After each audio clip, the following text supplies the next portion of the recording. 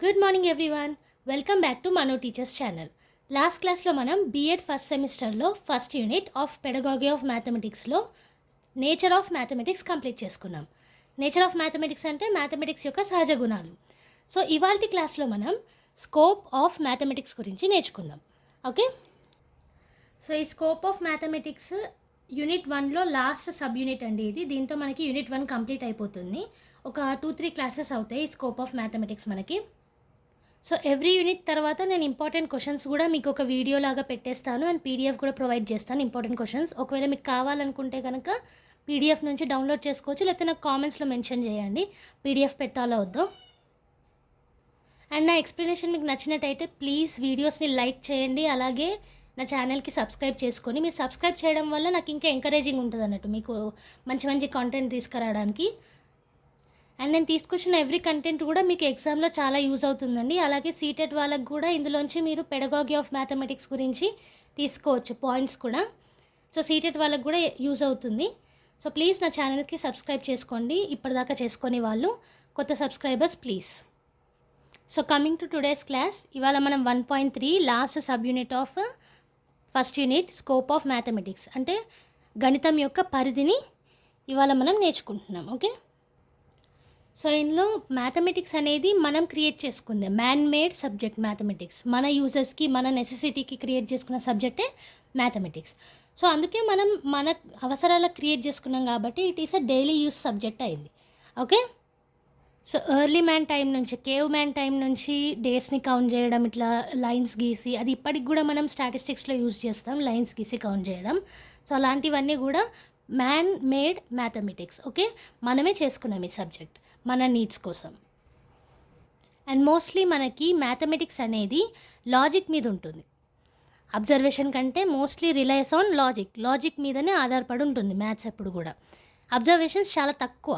Okay, ఏదైనా experiments చేస్తాం, stimulation చేస్తాం కరెక్టే, కానీ ఫర్ డిస్కవరింగ్ ట్రూత్ అంటే మనం ట్రూ సొల్యూషన్ని తీసుకురావడానికి ఎక్స్పెరిమెంట్స్ అవి చేస్తాం.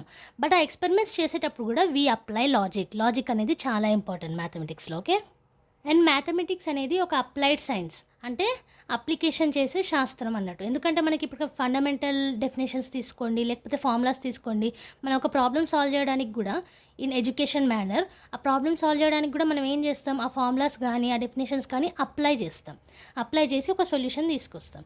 సో అదే ఇక్కడ ఇచ్చారు, mathematics is also an applied science. So next మనకి మ్యాథమెటిక్స్లో హిడెన్ ప్యాటర్న్స్ కూడా ఉంటాయి. సో ఆ ప్యాటర్న్స్ అనేటివి మనకి అవుట్ సైడ్ ఉన్న మన చుట్టూ ఉన్న వరల్డ్ని అర్థం చేసుకోవడానికి కూడా పనికొస్తుంది. ఫర్ సపోజ్ మీరు తీసుకున్నారనుకోండి, మీ ఫోన్లో మీరు ప్యాటర్న్స్ పెట్టుకుంటారు as a password. So patterns అంటే అర్థమైంది కదా, నమూనాలు అన్నట్టు, ఒక స్ట్రక్చర్. ఓకే, ప్రతి ఒక్క డిఫరెంట్ బ్రాంచ్కి మ్యాథమెటిక్స్లో మనకు డిఫరెంట్ ప్యాటర్న్స్ అండ్ స్ట్రక్చర్స్ ఉంటాయని ముందు క్లాస్లోనే నేర్చుకున్నాం. సో ఆ ప్రకారంగానే ప్యాటర్న్స్ అనేది మ్యాథమెటిక్స్లో మనకి చుట్టూ ఉన్న వరల్డ్ని అర్థం చేసుకోవడానికి యూజ్ అవుతాయి. ఓకే, సో ఎడ్యుకేషన్ పరంగా తీసుకుంటే మనకి థియరమ్స్ ఉంటాయి, థియరీస్ ఉంటాయి, ప్రూఫ్స్ ఉంటాయి. ఇవన్నీ కాకుండా మనకి ఇంకా వేరే ఆస్పెక్ట్ కూడా ఉంటుంది అన్నట్టు, వేరే స్కోప్ కూడా ఉంటుంది మ్యాథమెటిక్స్లో. ఎలాంటివి, యూజ్ ఆఫ్ సింబల్స్ ఉంటాయి, లాజికల్ అనాలిసిస్ ఉంటుంది, న్యాచురల్ యాప్టిట్యూడ్ ఉంటుంది, ఆప్టిమైజేషన్స్ ఉంటాయి, ఇంటర్ఫియరెన్స్ ఆఫ్ డాటా అంటే ఈ స్టాటిస్టిక్స్కి రిలేషన్ ఉన్నది. అండ్ ఇట్లాంటివి చాలా కూడా ఇంక్లూడ్ అయి ఉంటాయి మ్యాథ్స్లో, ఓన్లీ థియరమ్స్ థియరీసే కాకుండా. సో స్కోప్ ఆఫ్ మ్యాథ్స్ అనేది చాలా దూరం వరకు ఉంటుంది మనకి. మ్యాథ్స్ అనేది మనకి చిన్నప్పటి నుంచి చనిపోయేదాకా కూడా మ్యాథ్స్ చాలా ఉపయోగపడుతుంది. సో స్కోప్ ఆఫ్ మ్యాథ్స్ అనేది చాలా పెద్దది అన్నట్టు, పరిధి అనేది చాలా ఎక్కువగా ఉంటుంది మ్యాథమెటిక్స్ సబ్జెక్ట్లో. సో మ్యాథ్స్ వల్ల ఇన్ఫర్మేషన్ని అర్థం చేసుకోవడంలో కూడా మనకి ఈజీనెస్ ఉంటుంది. అంటే ఇప్పుడు మనం మ్యాథ్స్ అర్థం చేసుకోవడంలో సక్సెస్ అయినాం అనుకోండి, బయట వరల్డ్లో మనకి ఇన్ఫర్మేషన్ని కూడా ఈజీగా అనాలిసిస్ చేయగలుగుతాం. ఓకే, కానీ ఇన్ఫర్మేషన్ని తెలుసుకోవడంలో మ్యాథ్స్ ఏమాత్రం ఉపయోగపడదనేసి కొందరు మ్యాథమెటిషియన్స్ అన్నారు. అంటే కొందరు మ్యాథమెటిషియన్స్ ఈ నోషన్ని మొత్తానికే రిజెక్ట్ చేస్తారు. మ్యాథ్స్ని ఒక గేమ్ ప్లేడ్ విత్ సింబల్స్, అంటే meaningless game played with symbols, అర్థం లేని ఆట, సింబల్స్ తోటి ఆడే ఆట అనేసి కొందరు మ్యాథమెటిషియన్స్ అన్నారు. ఓకే, కానీ మనము నేచర్‌లో నేర్చుకున్నట్టు, నేచర్ ఆఫ్ మ్యాథమెటిక్స్ ఇంతకుముందు క్లాస్‌లో నేర్చుకున్నట్టు ఇంట్యూషన్ అనేది మ్యాథ్స్‌కి చాలా అవసరం. ఇంట్యూషన్ అంటే మనంతట మనమే మ్యాథ్స్‌ని నేర్చుకోవడం. అది మనకి ఎడ్యుకేషన్ తోటి రాదండి. ఇప్పుడు చిన్న పిల్లాడికి రూ. 2 ఇస్తే నీకు ఈ చాక్లెట్ వస్తుందని మనం ఎడ్యుకేషన్ చేస్తామా? వాళ్ళంతట వాళ్ళు ఎక్స్‌పీరియన్స్‌తో నేర్చుకుంటారు. సో, ఇంట్యూషన్‌తో నేర్చుకుంటారు, క్రియేటివిటీతో నేర్చుకుంటారు. సో, అలాంటి మ్యాథ్స్ కూడా మనం డెవలప్ చేయాలి. అలా డెవలప్ చేస్తే స్కోప్ ఆఫ్ మ్యాథ్స్ అనేది ఎక్కువగా ఉంటుంది పిల్లల్లో. Okay. So coming to our second topic, ఇందులోనే mathematics in elementary and secondary education, అంటే ప్రాథమిక మరియు ద్వితీయ పాఠశాలలో మ్యాథమెటిక్స్ అనేది ఎలా యూజ్ అవుతుంది అండ్ దాని స్కోప్ ఏంటి, ఇది ఇందులో నేర్చుకుందాం. సో టీచింగ్ చేసేటప్పుడు మనకి కరికులం అనేది చాలా ఇంపార్టెంట్. షెడ్యూల్ అనేది మనం చేసుకోవాలి కరికులంలో. ఓకే. ఎందుకు అని అంటే ఇప్పుడు ఈ యూట్యూబ్లో నేను టీచ్ చేస్తున్నాను, నా క్లాసెస్ యూట్యూబ్ క్లాసెస్లో పెడుతున్నాను. అంటే ఇక్కడ కంటెంట్ నేను ఒక్కొక్క కంటెంట్ ఏ క్లాస్ ఎప్పుడెప్పుడు టీచ్ చేయాలనుకుంటున్నా, ఎంతెంత కంటెంట్ తీసుకురావాలనుకుంటున్నా, ఎంత టైం కేటాయించాలనుకుంటున్నా, అండ్ ఆ టైం లిమిట్ ఇంట్రెస్టింగ్గా ఎలా ఉంచాలనుకుంటున్నా, ఇవన్నీ కూడా కరికులం మనం చేసుకోవాలి. అప్పుడే మన వీడియోస్ కానీ మన టీచింగ్ కానీ in schools, even in schools మన టీచింగ్ కానీ ఎఫెక్టివ్ ఉంటుంది కరికులం తోటి. సో కరికులం అనేది ఒక టూల్ అన్నట్టు, ఒక మంచి సాధనం. అది మన వెపన్. మన టీచర్స్ చేతిలో కరికులం అనేది ఒక వెపన్, మంచి టీచింగ్ని ముందుకు తీసుకురావడానికి. ఓకే. సో ఈ కరికులం అనేది మనం ఎఫెక్టివ్గా రెడీ చేసుకోవాలి. ఎలిమెంటరీ ఎడ్యుకేషన్లో అన్నా కానీ సెకండరీ ఎడ్యుకేషన్లో అన్నా కానీ ఏ సబ్జెక్ట్కి సంబంధించి కానీ కరికులం అనేది ఎఫెక్టివ్ ఉండాలి. ఓకే. టీచర్స్గా ఇది మన బాధ్యత. సో దీంతో స్కోప్ ఆఫ్ మ్యాథమెటిక్స్ కూడా పెరుగుతుంది. ఒక మంచి కరికులం, ఒక ఎఫెక్టివ్ కరికులం వల్ల టీచింగ్ లెర్నింగ్ ప్రాసెస్ అనేది ఎక్కువ అవుతుంది. దాంతో స్కోప్ ఆఫ్ మ్యాథమెటిక్స్ కూడా ఎలిమెంటరీ కానీ సెకండరీ లెవెల్లో కానీ కరెక్ట్గా ఎక్కువగా ఉంటుంది అన్నట్టు. ఓకే. సో ఆ కరికులం అనేది ఎలా ఉండాలో ఈ పాయింట్స్లలో చూద్దాం. So good curriculum, good mathematics ప్రోగ్రామ్కి మనకి ఏమేమి కావాలో మనం ఈ పాయింట్స్లో తెలుసుకుందాం. అండ్ ఇక్కడ మనకి ఇంతకుముందు చెప్పినట్టే పిల్లలకు అర్థమయ్యేలా ఉండాలి, ఈజీగా ఉండాలి, ఇంట్రెస్టింగ్గా ఉండాలి. అలాగే పిల్లలలో వాళ్ళ లోపలున్న ఇంట్యూటివ్, క్రియేటివ్ ఆస్పెక్ట్స్ని బయటకు తీసేలా ఉండాలి. ఓకే. అలాగే మనకు స్పెషల్ నీడ్స్ చిల్డ్రన్ ఉంటారు, చిల్డ్రన్ విత్ డిసేబిలిటీ ఉంటారు, డిస్లెక్సియా, డిస్గ్రాఫియా ఇలాంటివి కూడా ఉంటాయి అన్నట్టు. ఇది మీకు ఫర్దర్ క్లాసెస్లో వస్తాయి. సో సైకాలజీ క్లాసెస్లో కూడా మీరు ఇవి నేర్చుకుంటారు. అక్కడ మనం ఇది డీటెయిల్గా తెలుసుకుందాం. So children with disabilities, children with special needs కూడా కరికులం అనేది ఈజీగా ఉండేలా ఉండాలి. ఓకే. సో వాటి కోసం మనం కరికులం ఎలా ప్రిపేర్ చేయాలంటే బేసిక్ కాన్సెప్ట్స్ ఎక్కువగా మనం ఇంపార్టెన్స్ ఇవ్వాలి. ఎందుకంటే బేసిక్ కాన్సెప్ట్స్ ఇంతకుముందు మనం నేచర్ ఆఫ్ ద మ్యాథమెటిక్స్లో తెలుసుకున్నట్టు కాన్సెప్ట్స్ అండ్ రూల్స్కి మనం ఇంపార్టెన్స్ ఇస్తే అప్లై శాస్త్రం అనేది మ్యాథ్స్లో ఈజీగా అప్లై చేయగలుగుతారు స్టూడెంట్స్. ఓకే. సో మన కరికులం అనేది స్కిల్స్, కాంపిటెన్సీ, బేసిక్ కాన్సెప్ట్స్ మీద ఆధారపడి ఉండాలి. అండ్ ఫండమెంటల్స్కి ఇంపార్టెన్స్ ఇవ్వాలి. ఎందుకంటే ఫండమెంటల్స్ లేనిది మనం ఫర్దర్గా హయ్యర్ ఎడ్యుకేషన్ చేయలేము కదా. సో ఫండమెంటల్స్ ఏంటి, డెఫినేషన్స్ ఏంటి, రూల్స్ ఏంటి, రెగ్యులేషన్స్ ఏంటి, ఇవన్నీ కూడా కరెక్ట్గా క్లియర్గా పిల్లలకి అర్థమయ్యేలాగా చెప్పేలా ఉండాలి కరికులం అనేది. And behaviours of the mathematics, దాని యూస్ఫుల్నెస్ ఏంటి, మ్యాథమెటిక్స్ ఎక్కడెక్కడ యూజ్ అవుతుంది, దాని స్కోప్ ఏంటి, ఇవన్నీ తెలిసేలాగా ఉండాలి. అలాగే రియల్ లైఫ్ సిచ్యువేషన్స్కి కనెక్ట్ చేసేలాగా, అంటే ఇప్పుడు మనం చెప్పే కాన్సెప్ట్ ఎలా ఉండాలి అని అంటే రియల్ లైఫ్ సిచ్యువేషన్స్కి కనెక్ట్ చేస్తూ ఫండమెంటల్స్ చెప్తూ అలాగే దాన్ని ఎలా అప్లై చేయాలి అనేది పిల్లల నుంచే రాబట్టేలా ఉండాలి. ఓకే. అలా ఏమవుతుంది, మ్యాథ్స్ మీద ఒక పట్టు అనేది వస్తుంది పిల్లలకి. సో దాని మీద భయం అనేది పోతుంది, ఇంట్రెస్ట్ అనేది క్రియేట్ అవుతుంది ఒకవేళ మనం క్రియేటివ్గా మ్యాథ్స్ని చెప్తే. ఓకే. అండ్ ఈ ప్రొఫిషియన్సీ కానీ మెథడ్స్ కానీ ఇవన్నీ కూడా ఒకరికొకరు చెప్పుకునేలాగా, అంటే ఒక స్టూడెంట్ ఇంకో స్టూడెంట్కి హెల్ప్ చేసుకునేలాగా, ఇలా కొన్ని మనము యాక్టివిటీస్ కూడా క్లాస్లో క్రియేట్ చేసామనుకోండి, మధ్యలో కోఆపరేషన్ లెర్నింగ్ అవుతుంది. మ్యాథ్స్ ఒకరికి కొన్ని పాయింట్స్ తెలిస్తే ఇంకొకరికి కొన్ని పాయింట్స్ తెలుస్తాయి, వాళ్ళల్లో వాళ్ళు డిస్కస్ చేసుకునేలా ఉండాలి. సో ఇలాంటివన్నీ కూడా మనం కరికులంలో ఇంక్లూడ్ చేయాలి. యాక్టివిటీస్ కానీ, బేసిక్ కాన్సెప్ట్స్ కానీ, లేకపోతే మైండ్ గేమ్స్ కానీ, పజిల్స్ కానీ, రియల్ లైఫ్ సిచ్యువేషన్స్లో ఇంక్లూడ్ చేసే కొన్ని సన్నివేశాలు కానీ we can create also. Okay. మంచి మంచి ఎగ్జాంపుల్స్ ఇస్తూ, లేకపోతే హోంవర్క్లో కూడా మనము జస్ట్ ప్రాబ్లమ్ సాల్వింగ్ హోంవర్క్సే కాకుండా ఇన్నోవేటివ్గా, అంటే వాళ్ళలో క్రియేటివిటీ పెంచేలాగా. సో మీ ఇంట్లో ఇవాళ కిరాణా సామాన్లు తీసుకురండి, ఎవ్రీథింగ్ అంటే క్యాల్కులేషన్ మొత్తం మీరే చేయాలి, మనీ మొత్తం మీరే క్యాల్కులేట్ చేయాలి. ఇప్పటిదాకా ఎవరైతే కిరాణా సామాన్లు తీసుకురాలేదో వాళ్ళు ఒకసారి కిరాణా సామాను ఇంటికి తీసుకురండి. సో ఆ బిల్లు మొత్తం మీరే చేసి అదే హోంవర్క్ మీకు. సో ఇలాంటివి క్రియేటివ్ ఇచ్చామనుకోండి, వాళ్ళు రియల్ లైఫ్ సిచ్యువేషన్స్లో కూడా మ్యాథ్స్ ఎంత యూజ్ అవుతుందో తెలుసుకుంటారు. దానివల్ల ఇంట్రెస్ట్ అనేది పెరుగుతుంది and we can do it అనే పట్టుదల వస్తుంది. సో కరికులం అనేది అలా బిల్డప్ చేయాలి మనం ఎలిమెంటరీ అండ్ సెకండరీలో. Because basics of the maths అనేది వాళ్ళకి చాలా ఇంపార్టెంట్ కాబట్టి, అవే బిల్డప్ అవుతాయి కాబట్టి మనం బేసిక్స్ ఆఫ్ ద మ్యాథమెటిక్స్ నుంచి మొదలు పెట్టాలి కరికులం. ఓకే, సో వన్స్ మనకి basics and concepts, fundamental definitions ఇవన్నీ కరెక్ట్ అయినాక మనం ఫర్దర్ స్టెప్స్కి వెళ్ళొచ్చు. ప్రూఫ్స్ కానీ, థియరీస్ కానీ ఇవన్నీ కూడా ఎక్స్ప్లెయిన్ చేయొచ్చు పిల్లలకి. అప్పుడు వాళ్ళకి ఈజీగా అర్థమవుతుంది, ఓకే నేను ఈ బేసిక్ కాన్సెప్ట్ ఇక్కడ నేర్చుకున్నాను, సో దానివల్ల ఇక్కడ మనం ప్రూఫ్స్లో ఇవి అప్లై చేస్తున్నాం అనేది ఈజీగా కనెక్ట్ చేసుకుంటారు పిల్లలు. అలాగే మనకి ఫండమెంటల్ డెఫినేషన్స్ కానీ, ఎక్స్ప్రెషన్స్ కానీ ప్యూర్ రోట్ లెర్నింగ్ మెథడ్లో, అంటే మెమరైజ్ మెథడ్లో చేసుకోవాలి. బికాస్ అవి మారవు, వాటితోటే మనకి అప్లికేషన్ అనేది వస్తుంది. సో ఆ మెమరైజ్ మెథడ్ మనకి ఎప్పుడైతే వాటి గురించి పూర్తిగా అర్థమైపోతుందో స్టూడెంట్స్కి, వాళ్ళు ఏం చేస్తారు, స్టూడెంట్స్ అప్పుడు కొత్త కొత్త మెథడ్స్ని డిస్కవర్ చేయడానికి ప్రయత్నిస్తారు. సో అది కూడా మనం దృష్టిలో పెట్టుకోవాలి. ఓకే, సో ఇక్కడ మనం ఎలిమెంటరీ అండ్ సెకండరీ ఎడ్యుకేషన్లో టీచర్స్ మ్యాథ్స్ని ఎలా చేయాలి, ఎలా మనం టీచ్ చేయాలి అని అంటే, వాళ్ళకి హయ్యర్ స్టడీస్లో ఏ విధమైన ఆటంకాలు రాకుండా చూసుకోవాలి మనం. అంటే వాళ్ళ బేసిక్స్ అండ్ కాన్సెప్ట్స్ మీద మనం ఫుల్ ఫోకస్ చేయాలి. ఇక్కడ మొత్తం అంతేనండి, ఎలిమెంటరీ అండ్ సెకండరీ లెవెల్లో బేసిక్ కాన్సెప్ట్స్ అండ్ రూల్స్, వీటి మీద కరెక్ట్ ఫోకస్ చేసి ఎలా అప్లై చేయాలో స్టూడెంట్స్ నుంచే రాబట్టామనుకోండి, వాళ్ళకి హయ్యర్ స్టడీస్లో కూడా చాలా ఈజీ అవుతుంది.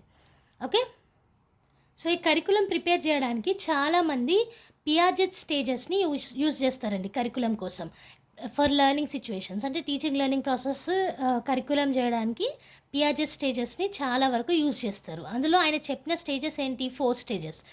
ఇక్కడ ఎలిమెంటరీ సెకండరీ లెవెల్ ఎడ్యుకేషన్లో 4 స్టేజెస్ ఇచ్చారు పియాజెట్ అనే వ్యక్తి. అవేంటి, ప్రీ కాన్సెప్చువల్ స్టేజ్, అది బర్త్ టు 4 to 5 years, అంటే పుట్టినప్పటి నుంచి 4 నుంచి 5 సంవత్సరాల వరకు ప్రీ కాన్సెప్చువల్ స్టేజ్ ఉంటుంది. సో చిన్నపిల్లల్ని చూసినట్టయితే, ఎవరైతే పుట్టినప్పటి నుంచి 4 to 5 years ఉంటారో, మీరు స్కూల్స్లలో చూసినట్టయితే కూడా 5 years 3 to 5 years మధ్యలో పిల్లల్ని స్కూల్లో ఏమని చెప్తారు, ఎందుకంటే వాళ్ళు ప్రీ కాన్సెప్చువల్ స్టేజ్లో ఉంటారు. అంటే ఒకదాన్ని అర్థం చేసుకునే స్టేజ్లో ఉండరు, ఒకదాన్ని కాన్సెప్చువలైజ్ చేసే స్టేజ్లో ఉండరు అన్నట్టు. సో వాళ్ళ మైండ్ అంతా క్లియర్ ఉంటుంది, వాళ్ళకి ఏం తెలియదు ఆ స్టేజ్లో. సో దాన్నే ప్రీ కాన్సెప్చువల్ స్టేజ్ అంటారు. నెక్స్ట్ ఏంటి, ఇంట్యూటివ్ స్టేజ్, 5 to 8 years. ఇది చాలా ఇంపార్టెంట్ స్టేజ్ అండి, ఎందుకంటే పిల్లలు వాళ్ళంతటా వాళ్ళే నేర్చుకునే స్టేజ్ ఇది. ఓకే, ఈ ఇంట్యూటివ్ స్టేజ్ కాబట్టి స్కూల్స్లలో మనకి దాదాపు చూసినట్టయితే 5 years నిండిన తర్వాత పిల్లల్ని స్కూల్లో ఇస్తారు. బికాస్ వాళ్ళు ఇంట్యూటివ్ స్టేజ్లో ఉన్నారు కాబట్టి వాళ్ళంతట వాళ్ళు నేర్చుకోవడానికి మొగ్గు చూపుతారు, ఇంట్రెస్ట్ చూపుతారు. సో దానివల్ల వాళ్ళకి ఈజీ అవుతుంది, వాళ్ళంతట వాళ్ళే ఇంట్రెస్ట్ చూపిస్తున్నారు కాబట్టి మనం నేర్పించినా సరే ఈజీగా నేర్చుకుంటారు ఈ స్టేజ్లో. ఓకే, నెక్స్ట్ స్టేజ్ ఏంటి, concrete operational stage, 8 to 13 years. So మనకి ఇక్కడ కాంక్రీట్ అనే వర్డ్ డిడక్టివ్ ఇండక్టివ్ రీజనింగ్లో మనకి నేచర్ ఆఫ్ మ్యాథమెటిక్స్లో వస్తుంది. సో అబ్స్ట్రాక్ట్ అనేది ఏంటి, మనకు తెలియని విషయం. కాంక్రీట్ ఏంటి, తెలిసిన విషయం. సో తెలిసిన విషయాన్ని ఆపరేషనల్ స్టేజ్, అంటే తెలిసిన విషయాల్ని అవగాహన చేసుకునే స్టేజ్ మనకి 8 to 13 years నుంచి 13 years వరకు మనకి వస్తుంది. సో అక్కడ మనం తెలిసిన విషయాలన్నింటినీ కూడా నేర్చుకుంటాం, బేసిక్ కాన్సెప్ట్స్ను రూల్స్. ఇక్కడ చెప్పినట్టే కరికులంలో చెప్పినట్టే బేసిక్ కాన్సెప్ట్స్, రూల్స్, ఫండమెంటల్స్ అన్నీ కూడా మనకి ఇక్కడ కాంక్రీట్ ఆపరేషనల్ స్టేజ్లో నేర్చుకుంటాం. నెక్స్ట్ ఏంటి, ఫార్మల్ ఆపరేషనల్ స్టేజ్. ఇది హయ్యర్ స్టడీస్లో వస్తుంది, 12 to 13 years అండ్ కంటిన్యూస్. ఇంకా మనం హయ్యర్ స్టడీస్ కూడా చేస్తాం కదా, 12 years నుంచి కంటిన్యూస్ స్టడీస్. సో అవన్నీ కూడా మనకి హయ్యర్ స్టడీస్ కిందకి వస్తాయి. అంటే ఇప్పుడు బీఎడ్ కూడా హయ్యర్ స్టడీస్. ఇక్కడ మనం ఏం చేస్తున్నాం, ఫార్మల్ ఆపరేషనల్ స్టేజ్లో ఉన్నాం. అంటే మనం ఈ కాంక్రీట్ వే కాకుండా అబ్స్ట్రాక్ట్ నేర్చుకుంటాం, అలాగే ఎవ్రీథింగ్ కూడా అప్లికేషన్స్ నేర్చుకుంటాం, బేసిక్ కాన్సెప్ట్స్ని అప్లై చేసుకుంటూ అప్లికేషన్స్ సైన్స్ని కూడా నేర్చుకుంటాం మ్యాథమెటిక్స్లో. ఓకే, సో ఇవి 4 stages, పియాజెట్ చెప్పిన ఈ 4 stages. సో ఇక్కడ మనకి చూసినట్టయితే క్లియర్గా ఉన్నాయి ఈ స్టేజెస్. సో అందుకే చాలామంది కూడా కరికులం ప్రిపేర్ చేయడానికి పియాజెట్ స్టేజెస్ని ఎంచుకుంటారు. అందులో ఏమేమి స్టేజెస్ ఉన్నాయి, 4 stages ఉన్నాయి. Pre conceptual stage, intuitive stage, concrete operational stage and formal operational stage. ఈ 4 stages కూడా పుట్టినప్పటి నుంచి అండ్ 13 years తర్వాత కంటిన్యూస్ కూడా అవుతుంది అన్నట్టు ఈ 4 stages మన లైఫ్లో. Okay, each and every one లైఫ్లో ఈ 4 stages అనేటివి మనం చూస్తాం. సో మనకి మ్యాథ్స్లో మనకి ఒక నేచర్ ఆఫ్ ద మ్యాథ్స్ ఏంటి, డిస్కవరీ. అంటే డిస్కవరీ సైన్స్ అన్నట్టు మ్యాథమెటిక్స్ అనేది. మనం ఒక దగ్గర ఆగిపోము, డిస్కవర్ చేస్తూనే ఉంటాం మ్యాథమెటిక్స్లో. అదెలా ఎక్స్పెరిమెంట్స్ ద్వారా. సో ల్యాబొరేటరీ అప్రోచ్ వల్ల మనకి యాక్టివిటీస్ అనేటివి ఎక్కువ అవుతూ ఉంటాయి. సో ఆ యాక్టివిటీస్ అనేటివి ఎక్కువ అవ్వడం వల్ల ఇంట్రెస్ట్ అనేది పెరిగి ఓకే, ఈ ప్రూఫ్ని ఇలా చేసాం, ఓకే ఇది కరెక్టే, బట్ దీన్ని వేరే రకంగా కూడా చేయొచ్చా అనే ఇన్నోవేటివ్ ఐడియా వస్తుంది. సో దానివల్ల కొత్త కొత్త డిస్కవరీస్ అవుతాయి మ్యాథ్స్లో. సో ఆ డిస్కవరీస్ కానీ, ఆ ఇన్నోవేటివ్ మెథడ్స్ కానీ, క్రియేటివ్ మెథడ్స్ కానీ స్కూల్ లెవెల్ నుంచే మొదలవుతాయి మనకి.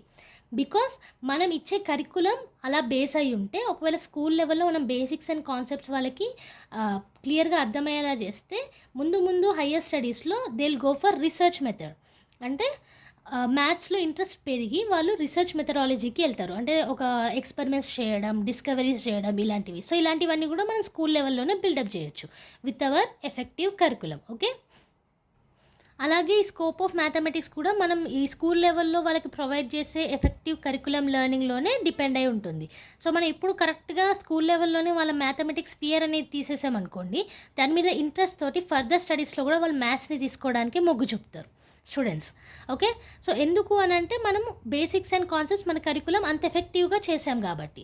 సో స్కూల్ లెవెల్లో మ్యాథమెటిక్స్ కరికులం అనేది చాలా ఎఫెక్టివ్గా ఉండాలి. వేరే సబ్జెక్ట్స్తో కోరిలేషన్ చేసుకుంటూ కూడా చెప్పాలి. ఇంతకుముందు క్లాస్లోనే నేను కోరిలేషన్ టైప్స్ కూడా మీకు ఎక్స్ప్లెయిన్ చేశాను. చాలా ఇంట్రెస్టింగ్ సబ్జెక్ట్ అండి, అది ఒకసారి చూడండి ఆ వీడియో. సో ఆ కోరిలేషన్ కూడా చాలా ఇంపార్టెంట్ అన్నట్టు టీచర్స్కి కరికులంలో. ఎందుకు అంటే మనం రియల్ లైఫ్ సిచ్యువేషన్స్ తోటి ఈజీగా కనెక్ట్ అవ్వడానికి కోరిలేషన్ విత్ అదర్ సబ్జెక్ట్స్ కూడా మనకి హెల్ప్ చేస్తుంది.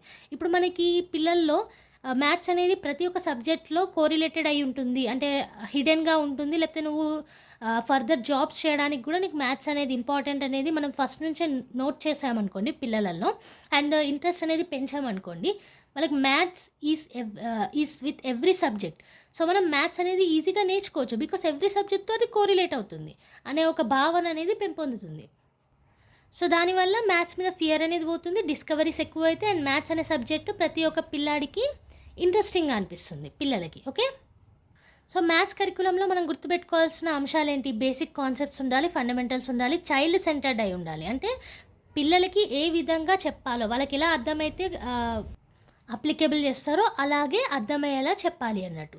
సో చైల్డ్ సెంటర్డ్ ఉండాలి, యాక్టివిటీస్ బేస్డ్ ఉండాలి, ఎందుకంటే ఇంట్రెస్ట్ అనేది పెరుగుతుంది. అలాగే ప్రాబ్లమ్ సాల్వింగ్ మెథడ్స్ ఎలా చేయాలో, అకాడమిక్ స్టాండర్డ్స్ కూడా మనం బేసిక్ ఎలిమెంటరీ సెకండరీ లెవెల్ నుంచే నేర్పియాలి పిల్లలకి కరికులంలో. మన కరికులం అంత ఎఫెక్టివ్గా ఉండాలన్నట్టు. సో కంటెంట్ అనేది కూడా మ్యాథమెటిక్స్లో ఇంపార్టెంటే, కాదనట్లేదు, బట్ కంటెంట్ కంటే ఇంపార్టెంట్ మీరు ఎలా దాన్ని టీచ్ చేస్తున్నారు అన్న దాని మీద. ఓకే, అంటే మీరు కంటెంట్ ఎలా సెలెక్ట్ చేసుకోవాలి, పిల్లలకి ఎందులో ఇంట్రెస్ట్ ఉంది, వాళ్ళ మెంటల్ ఏజ్ ఏంటి, వాళ్ళు ఏదైతే అర్థం చేసుకునే లెవెల్ ఉన్నారు, అండ్ ప్రజెంట్లో వాళ్ళకి అది ఎక్కడెక్కడ యూజ్ అవుతుంది, దీన్ని బట్టి మన కంటెంట్ అనేది ఉండాలి. ఓకే, అంటే everything according to children, according to students సెంటర్లో ఉండాలి ప్రతి ఒక్కటి కూడా. And one of the important thing ఏంటంటే, ఎప్పుడు కూడా స్టూడెంట్స్ లెవెల్ మనం హయ్యర్ లెవెల్తో చూడొద్దు. అంటే మంచిగా చదివే వాళ్ళతోటి కరికులంని డిసైడ్ చేయొద్దు.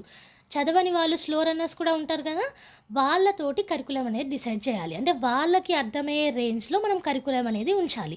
బికాస్ అలా ఉంచితేనే ఈచ్ అండ్ ఎవ్రీ స్టూడెంట్కి మ్యాథ్స్ అనేది ఈజీగా తెలుస్తుంది, ఈజీగా అర్థమవుతుంది, ఏ సబ్జెక్ట్ కన్నా అంతే. ఓకే, మనకి పిల్లలందరికీ అర్థమయ్యేలాగా ఈజీ లెవెల్లో ఉంచాలి. అండ్ ఈజీ లెవెల్ అని అంటే మొత్తానికే వాళ్ళు మనం స్పూన్ ఫెడ్ అన్నట్టు కాదు, వాళ్ళ నుంచే వాళ్ళతోటే వాళ్ళకి ఇంట్రెస్ట్ తెప్పించేలాగా ఉండాలి మన కరికులం. ఓకే, అంటే బేసిక్ కాన్సెప్ట్స్, ఫండమెంటల్స్ అన్నీ కవర్ చేయాలి, బట్ ఈచ్ అండ్ ఎవ్రీ స్టూడెంట్కి అర్థమయ్యే రేంజ్లో కవర్ చేయాలి. అది మన దగ్గర ఉన్న టాలెంట్, టీచర్స్ దగ్గర ఉన్న టాలెంట్ అది. సో అలా మన టీచర్స్ చేయగలిగితే కనుక స్టూడెంట్స్కి చాలా చాలా హెల్ప్ అవుతుంది అన్నట్టు ఫర్దర్ స్టడీస్లో, అండ్ ఇంట్రెస్ట్ అనేది కూడా పెరుగుతుంది మ్యాథ్స్ సబ్జెక్ట్ కానీ వేరే సబ్జెక్ట్స్కి కానీ. ఓకే, సో నెక్స్ట్ హెడ్డింగ్ చూసుకున్నట్టయితే problems of teaching mathematics at school stage. So school స్టేజ్లో ఏవేవి ప్రాబ్లమ్స్, ఏవే సమస్యలు ఉన్నాయి మ్యాథమెటిక్స్ టీచింగ్లో అనేది ఇందులో చూద్దాం. ఓకే, సో ఏ సబ్జెక్ట్లో తీసుకున్నా, మ్యాథమెటిక్స్ అనే కాదు, ఏ సబ్జెక్ట్ తీసుకున్నా స్కూల్ స్టేజ్ కానీ హయ్యర్ స్టేజ్ ఎడ్యుకేషన్ కానీ ఎక్కడ కానీ ఏ ఒక్క టాపిక్ తీసుకున్నా మనకి ప్రాబ్లమెటిక్ ఏరియాస్, ప్రాబ్లమెటిక్ ఇష్యూస్ అనేటివి ఉంటాయి. సో అలాగే మ్యాథమెటిక్స్ సబ్జెక్ట్లో కూడా స్కూల్ స్టేజ్లో టీచింగ్ టైంలో మనకి ప్రాబ్లమెటిక్ ఇష్యూస్ ఉంటాయి. సో దాన్ని ఒక 4 కేటగిరీస్ లాగా డివైడ్ చేశారు. అందులో ఫస్ట్ కేటగిరీ ఏంటి? A sense of fear and failure among majority of children regarding mathematics. అంటే ఒక భయం, ఒక సెన్సేషన్ ఆఫ్ భయం. మ్యాథ్స్ అన్న సబ్జెక్ట్ వినంగానే, మ్యాథ్స్ అన్న పేరు వినంగానే చాలామంది పిల్లలకి భయం అనేది వస్తుంది. ఆ సబ్జెక్ట్ అర్థం కాదు, it's a hard subject, very hard subject, మనం అర్థం చేసుకోలేము, నెంబర్స్ అండ్ డిజిట్స్ ఉంటాయి, ఏమేమో ఉంటాయి, ఒక్కొక్కసారి ఏమో మ్యాథమెటిక్స్ డిఫరెంట్ లాంగ్వేజ్ ఉంటుంది, ఆ లాంగ్వేజ్ ఏంటో కూడా మనకు అర్థం కాదు అన్న ఫియర్ అనేది ఫస్టే బిల్డప్ అయిపోతుంది అన్నట్టు పిల్లలలో. మీరు చాలామందికి అడగండి, మ్యాథ్స్ అనే వర్డ్ వినంగానే అమ్మో ఆ సబ్జెక్ట్, అందులో ఏమో మేము నేర్చుకోము, భయమవుతుంది అన్న వర్డ్ వచ్చేస్తుంది. సో అదొక పెద్ద ఇష్యూ అండి మ్యాథమెటిక్స్ సబ్జెక్ట్లో. ఒక భయం అనేది అన్నట్టు, ఒక ఫెయిల్ అవుతామేమో అనేసి ఒక భయం మ్యాథమెటిక్స్ సబ్జెక్ట్లో.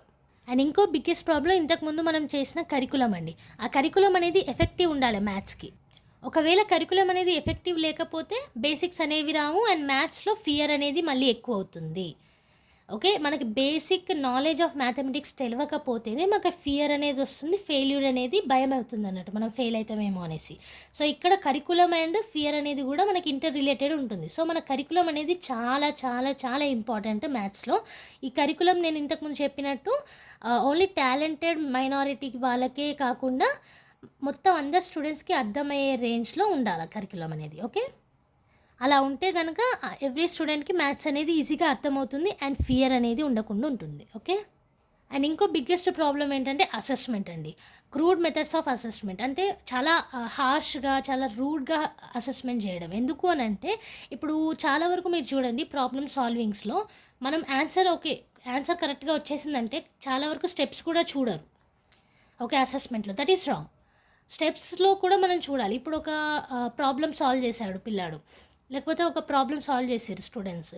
ఆ ప్రాబ్లంలో మీరు కొంతమంది స్టూడెంట్స్కి కరెక్ట్ ఆన్సర్ వచ్చింది, కొంతమంది స్టూడెంట్స్కి కరెక్ట్ ఆన్సర్ రాలేదు. సో ఆ ఆన్సర్ తోటి మార్క్స్ కాకుండా స్టెప్స్ వాళ్ళు ఎక్కడ దాకా కరెక్ట్ స్టెప్స్ ఫాలో అయ్యారు ఇవన్నీ కూడా మనం కన్సిడరేషన్లోకి తీసుకోవాలి అసెస్మెంట్లో. దానివల్ల ఏమవుతుంది, ఓకే ఆన్సర్ రావడమే కాదు, స్టెప్స్ కూడా ఒకవేళ మనం కరెక్ట్గా చేస్తే మనకి మార్క్స్ అనేది పడుతుందని స్టూడెంట్స్లో బిల్డప్ అవుతుంది. దానివల్ల ఏమవుతుంది, ఓకే నేను స్టెప్స్ కరెక్ట్గా చేసుకుంటూ వెళ్తే ఆన్సర్ ఎలాగో నాకు ఆటోమేటిక్గా కరెక్ట్ వస్తుంది. సో నేను ఎక్కడైతే స్టెప్స్ రాంగ్ చేశానో నాకు అక్కడే మార్క్స్ పోయినాయి. సో ఆ స్టెప్స్ ఏం రాంగ్ చేశాను అనేది ఫర్దర్గా వాళ్ళు ఆలోచిస్తారు. అవునా, ఇప్పుడు ఓన్లీ మనము సొల్యూషన్కి మార్క్స్ వేసామనుకోండి, వాళ్ళు ఏం చేస్తారు, సొల్యూషన్కి మార్క్స్ ఇస్తారు కాబట్టి వీ కెన్ బటిఫై ఇట్. సో లాస్ట్కి సొల్యూషన్ వచ్చేస్తుంది కాబట్టి ఆ సొల్యూషన్ అక్కడ పెట్టేయచ్చు, స్టెప్స్ ఏమైనా రాసేయచ్చు అన్న ధోరణిలోకి వెళ్ళిపోతారు స్టూడెంట్స్. సో అది కూడా one of the biggest problem. అంటే మెకానికల్ కంప్యూటేషన్లోకి వెళ్ళిపోతారు వాళ్ళు, నిజంగా లాజిక్ అప్లై చేయకుండా మెమరైజేషన్ చేసుకోవడం, లేకపోతే మెకానికల్గా క్యాల్కులేట్ చేయడం ఇలా అయిపోతుంది అన్నట్టు. సో అది biggest problem of the mathematics teaching. Assessment అనేది కరెక్ట్గా ఉండాలి. అండ్ ద లాస్ట్ ప్రాబ్లం ఏంటి, lack of preparation and support in teaching of mathematics. So mathematics teach చేయడానికి ప్రిపరేషన్ చేయకపోవడం, ముందు నుంచే ప్రిపరేషన్ చేయాలి. ఎవ్రీ సబ్జెక్ట్కి కూడా అది ఇంపార్టెంట్. బికాజ్ మనం ఈచ్ అండ్ ఎవ్రీ ఇన్ఫర్మేషన్ అనేది స్టూడెంట్ దాకా తీసుకురావాలి. సో ముందు నుంచే ప్రిపరేషన్ అనేది ఉండాలి. సో ఆ ప్రిపరేషన్ సరిగ్గా చేయలేకపోవడం, లేకపోతే టీచింగ్లో సపోర్ట్ ఇవ్వకపోవడం మ్యాథమెటిక్స్ టీచింగ్లో, ఇవన్నీ కూడా problems of teaching mathematics at school stage. Okay, so దీని ప్రకారం ఒకవేళ మనం కరికులం ఎఫెక్టివ్గా చేసి అసెస్మెంట్ కరెక్ట్గా చేస్తూ టీచింగ్లో ప్రిపరేషన్ కరెక్ట్గా చేసి టీచింగ్ కరెక్ట్గా చేస్తే పిల్లలలో భయం అనేది పోయి ఈ ప్రాబ్లమ్స్ అనేది సాల్వ్ అవుతాయండి. So curriculum is very important, assessment is very important, preparation is very important, అలాగే పిల్లలలో భయాన్ని తీసేయడం కూడా important for solving the problems of teaching in mathematics. Okay, so ఇదండి ఇవాళ క్లాస్లో మనం స్కోప్ ఆఫ్ మ్యాథమెటిక్స్ గురించి తెలుసుకున్నాం. అంటే మ్యాథమెటిక్స్ పరిధి ఏంటో తెలుసుకున్నాం, ఆ మ్యాథమెటిక్స్ ఎవరు మ్యాన్ మేడ్ అని తెలుసుకున్నాం, అండ్ అందులో ఇష్యూస్ ఏంటి, అండ్ మనం ఎలా టీచ్ చేయాలి, కరికులం ఏంటి, ఎక్కడెక్కడ ప్రాబ్లమ్స్ వస్తున్నాయి, ఒకవేళ మనం మ్యాథ్స్ కరెక్ట్గా టీచ్ చేస్తే పిల్లలకి మ్యాథ్స్ ఎక్కడ దాకా స్కోప్ ఇస్తుంది, అండ్ టీచింగ్ ప్రాబ్లమ్స్ ఎలా సాల్వ్ చేయొచ్చు, ఇవన్నీ ఇవాళ క్లాస్లో మనం నేర్చుకున్నాం. సో నెక్స్ట్ క్లాస్లో మనం use of mathematics in daily life గురించి నేర్చుకుందాం నెక్స్ట్ క్లాస్లో. సో ఇంకో 3 క్లాసెస్లో మనకి యూనిట్ 1 అనేది కంప్లీట్ అయిపోతుంది. ఆ తర్వాత నేను ఇంపార్టెంట్ క్వశ్చన్స్ ఇచ్చేస్తాను. అండ్ ఈ మొత్తం ఇవాళ క్లాస్ కూడా మీకు PDF ఫార్మాట్లో కింద డిస్క్రిప్షన్ బాక్స్ అండ్ కామెంట్ సెక్షన్లో ఉంది. సో మీరు డౌన్లోడ్ చేసుకొని తీసుకోవచ్చు. ఇది మొత్తం కూడా మీరు అర్థం చేసుకున్నట్టయితే ఈజీగా రాసేయగలుగుతారు. నేను ఇచ్చిన నోట్సే రాయాలని ఏం లేదు ఎగ్జామ్లో. మీరు మీ ఓన్గా కూడా మీరు ఎస్ఏ టైప్స్లో కూడా మీరు ఆన్సర్ని రాయొచ్చు, మీకు అర్థమవుతాయి. ఓకే, ఒకవేళ అర్థం కాలేదు అని అనుకుంటే ఈ వీడియోని ఒక 2-3 టైమ్స్ అనేది చూడండి. Because it is a theory part of mathematics. అంటే మ్యాథమెటిక్స్ని ఎలా టీచ్ చేస్తాం అన్న దాని మీద సబ్జెక్ట్ ఇది. సో మీకు కొంచెం కష్టంగా ఉంటుంది, బికాస్ మ్యాథ్స్ అనేది మనం ఇప్పటిదాకా ఏం చేసుకుంటూ వచ్చాం, ప్రాబ్లమ్ సాల్వింగ్ చేసుకుంటూ వచ్చాం, అంటే అకాడమిక్ స్టాండర్డ్స్ చేస్తూ వచ్చాం. ఇప్పుడు ఆ అకాడమిక్ స్టాండర్డ్స్ని పిల్లలకి ఎలా టీచ్ చేయాలి అన్న దాని మీద ఫోకస్ ఉంది.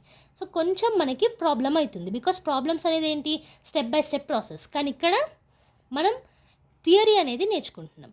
సో ఒక్కసారి మీకు అర్థం కాకపోతే మళ్ళీ ఒకసారి ఈ వీడియోని చూడండి, మీకు ఈజీగా అర్థమైపోతుంది. అండ్ పీడిఎఫ్ ముందు పెట్టుకొని చూసారనుకోండి ఇంకా ఈజీగా తెలిసిపోతుంది. ఓకే, ఈ సీటెడ్ వాళ్ళకు కూడా ఇందులో కొన్ని పాయింట్స్ అనేది యూజ్ అవుతాయి. సో మీరు కూడా ఈ రివిజన్ కోసం ఈ వీడియోని చూడొచ్చు. అలాగే సీటెడ్కి ప్రిపేర్ అయ్యే వాళ్ళు, లేకపోతే బీఎడ్ ఫస్ట్ ఇయర్ వాళ్ళు ఎవరు ఉన్నా సరే నా వీడియోని వాళ్ళకి షేర్ చేయండి, చాలా హెల్ప్ఫుల్గా ఉంటుంది అండ్ ఈజీగా మీరు స్కోర్ చేయగలుగుతారు మార్క్స్. ఓకే, ఏ డౌట్స్ ఉన్నా నాకు కామెంట్ సెక్షన్లో మెన్షన్ చేయండి, ఈచ్ అండ్ ఎవ్రీ డౌట్కి రిప్లై ఇస్తాను.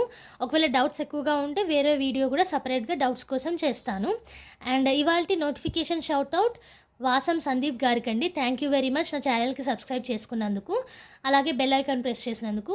మీకు కూడా నోటిఫికేషన్ షౌట్అవుట్ కావాలంటే నా ఛానల్కి సబ్స్క్రైబ్ చేసుకోండి, పక్కనున్న బెల్ ఐకాన్ని ప్రెస్ చేయండి అండ్ కింద కామెంట్స్లో మెన్షన్ చేయండి yes we have done it అని. So thank you very much. ఈ మొత్తం క్లాస్ కూడా ఇవాళతో ఇక్కడికి కంప్లీట్ అయిపోయింది. రేపు నేను నెక్స్ట్ క్లాస్లో users in maths in daily life దీని గురించి డిస్కస్ చేస్తాం నెక్స్ట్ క్లాస్లో. ఓకే, సో మొత్తం వీడియో కూడా స్కిప్ చేయకుండా చూడండి, ఎక్కడ కూడా రిపిటేషన్ అనేది ఉండదు, just clean and clear concept in తెలుగులో explanation. Okay, so thank you everyone. Like చేయండి, షేర్ చేయండి, కామెంట్ చేయండి అండ్ సబ్స్క్రైబ్ చేయండి. బెల్ ఐకాన్ని ప్రెస్ చేయడం మాత్రం మర్చిపోకండి. Bye bye.